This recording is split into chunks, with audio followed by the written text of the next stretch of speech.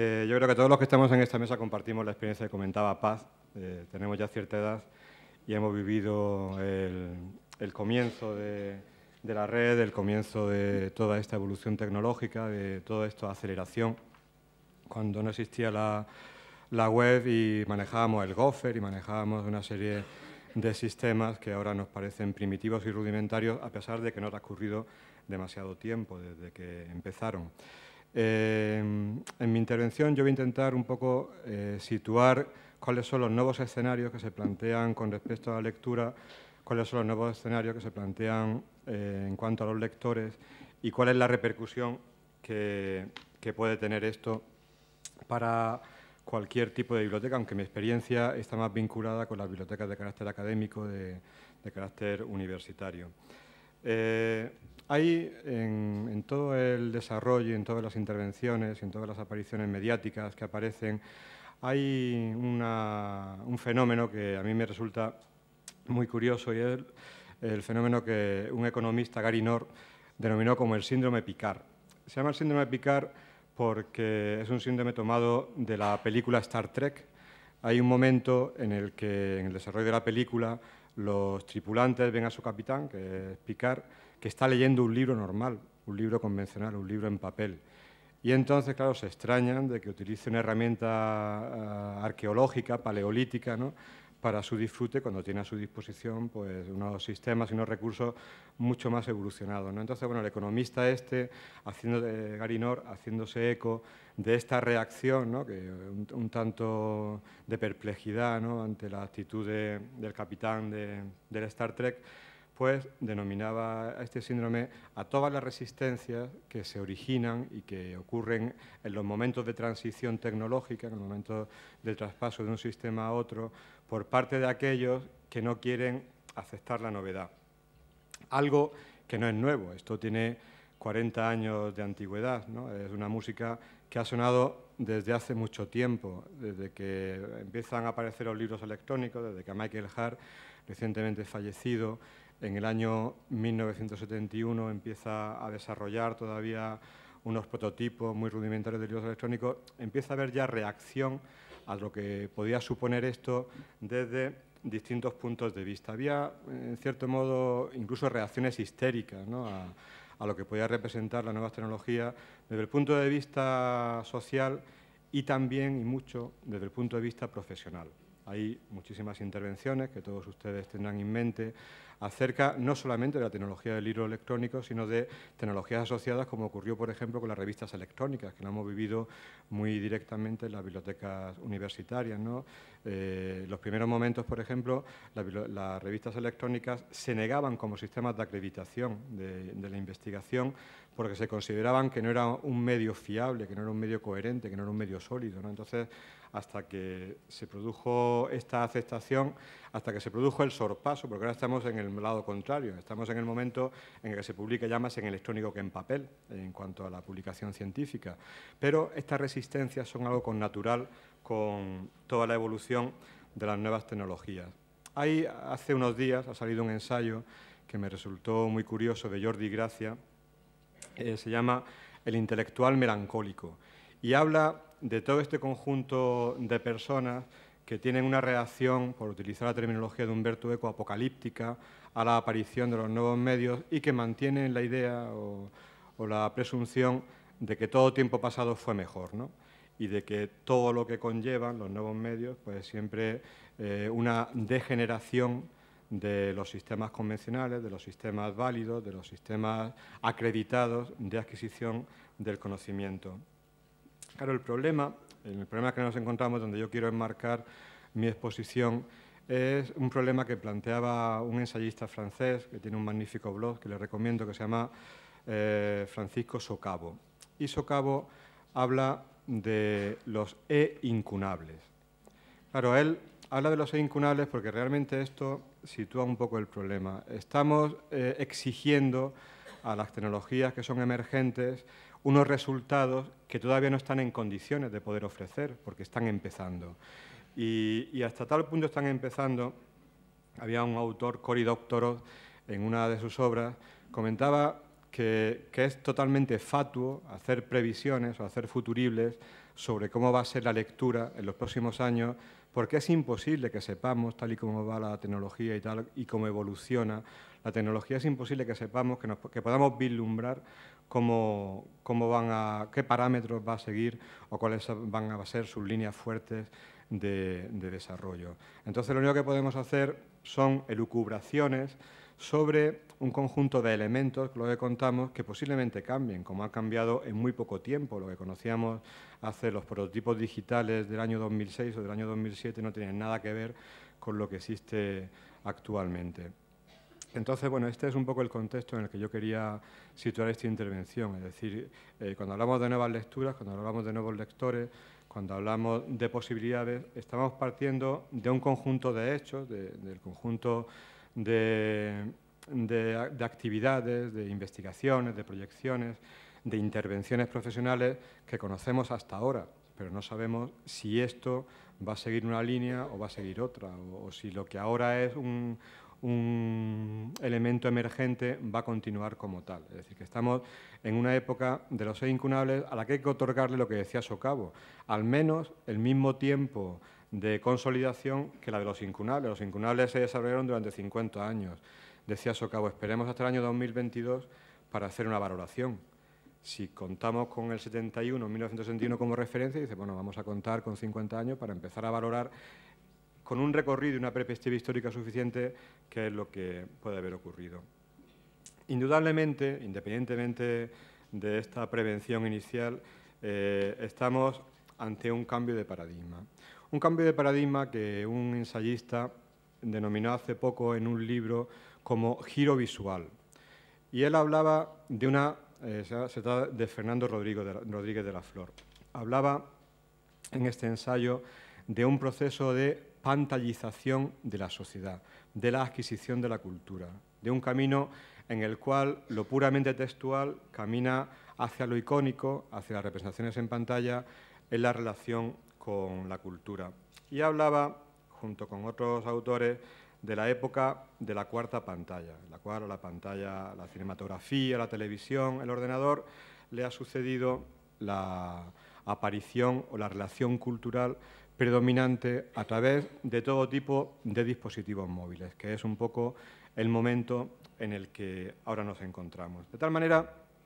que lo que sí que percibimos, lo que ya está sancionado por las investigaciones y lo que se puede percibir en la experiencia directa de cualquier profesional de la información, es que se han operado ya cambios importantes, cambios que operan en niveles distintos. Hay un cambio que tiene mucho que ver con la profesión nuestra, con la información y la documentación, que se ha producido en las maneras de leer. Hay cada vez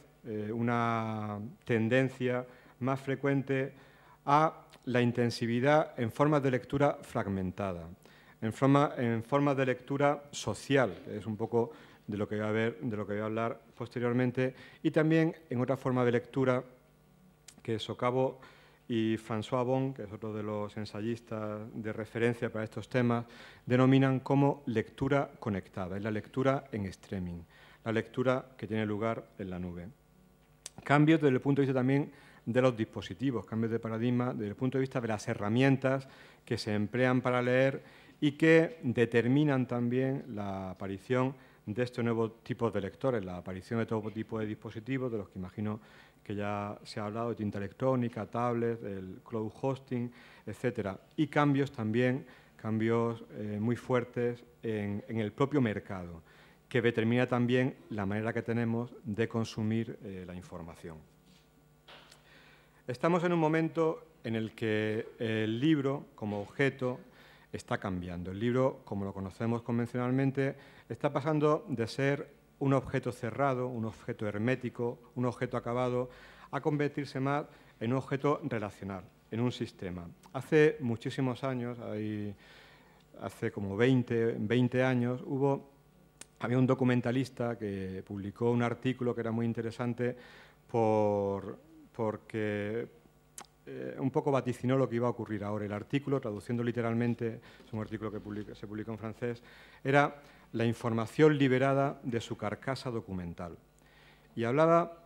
de cómo en el futuro, cuando estaba empezando la informática doméstica a desarrollarse, cuando, por supuesto, no existía todavía Internet ni nada de esto, él hablaba de cómo la información había estado como arrojada en un soporte que determinaba su manera de consumo y que tenía que liberarse de esa carcasa documental. En cierto modo, es lo que estamos viendo ahora en las nuevas relaciones que se establecen dentro de lo que hemos considerado como un objeto que, por supuesto, sigue desempeñando una función importantísima en la transmisión de la cultura y la transmisión de la información, pero que está derivando hacia otras formas diferentes que tienen que ver más con la teoría sistémica que con la teoría cerrada de la comunicación asociada a los libros impresos. Y esto significa que cada vez más la experiencia con los libros se hace más una experiencia compartida, pero compartida realmente, no transmitida oralmente, como existía antiguamente,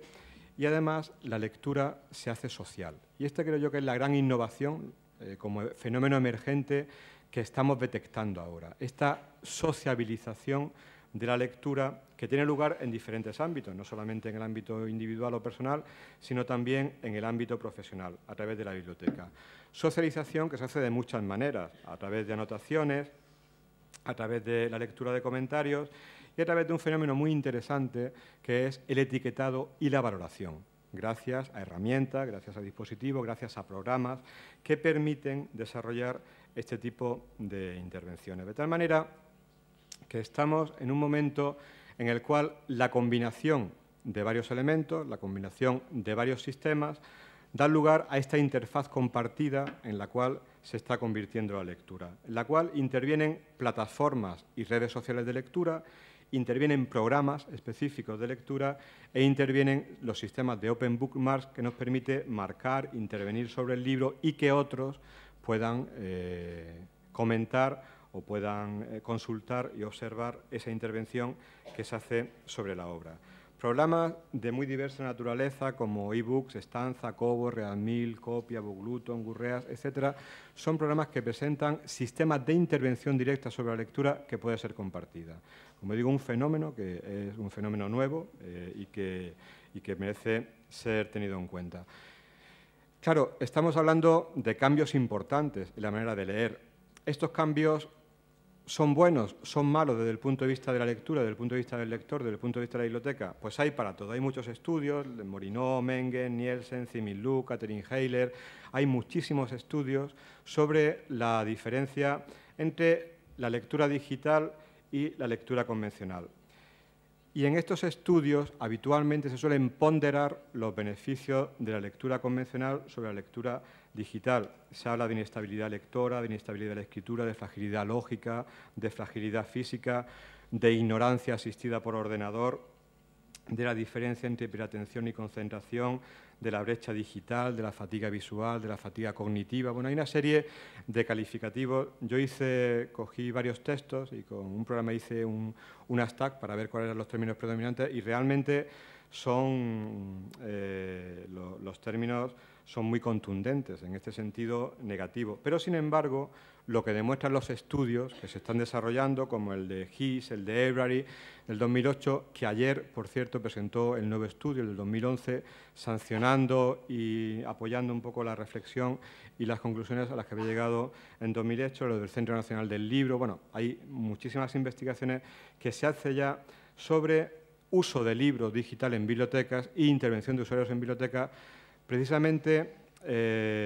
demostrando lo contrario. Las investigaciones que hacemos en mi grupo de investigación, Electra, también van en otra línea completamente distinta y es, hablando muy genéricamente, luego en el diálogo podemos concretar un poco más, es que la lectura convencional tiene sus ventajas, pero la lectura digital también, y que el lector digital, una vez que empieza a frecuentar este tipo de medios, este tipo de programas, este tipo de posibilidades de lectura ampliada o de lectura enriquecida, normalmente suele insistir en ella en detrimento de la lectura de carácter convencional.